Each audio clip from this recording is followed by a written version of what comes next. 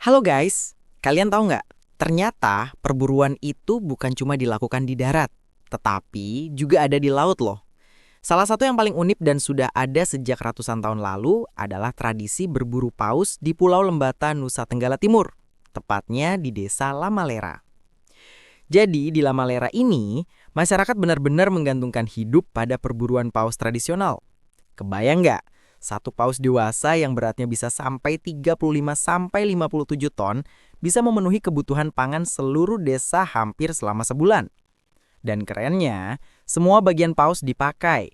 Daging, minyak, sampai lemak. Nggak ada yang terbuang. Tapi meskipun berburu, mereka nggak asal-asalan. Paus biru dianggap sakral. Paus yang lagi hamil nggak boleh disentuh.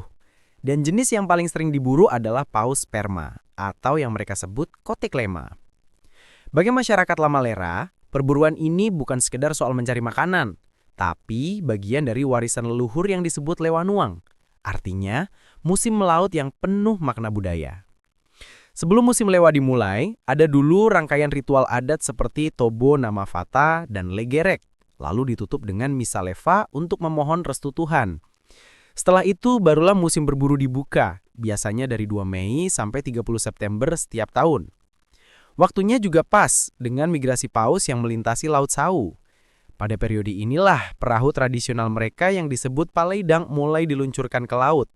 Setiap perahu berisi 6–10 pendayung dan semuanya bekerja secara kompak mengikuti aturan adat yang sudah dijaga sejak abad ke-17. Dalam satu paleidang, ada 7–14 orang dengan peran masing-masing. Tapi hanya satu orang yang bertugas menombak paus, dan itu adalah tokoh penting dalam perburuan yang disebut Lamafa. Tradisi ini juga syarat unsur spiritual. Sebelum turun melaut, ada ritual leva dan doa untuk keselamatan. Setelah buruan didapat, hasilnya dibagi adil untuk seluruh warga desa. Dan kalau terdapat tanda-tanda keberadaan paus, maka nelayan akan berteriak baleo. Itu tandanya kawanan paus sudah terlihat. Jadi, tradisi berburu paus di Lamalera bukan sekedar perburuan biasa. Ini adalah warisan ratusan tahun, penuh nilai adat, spiritualitas, dan kebersamaan yang sampai sekarang masih dijaga dengan hormat.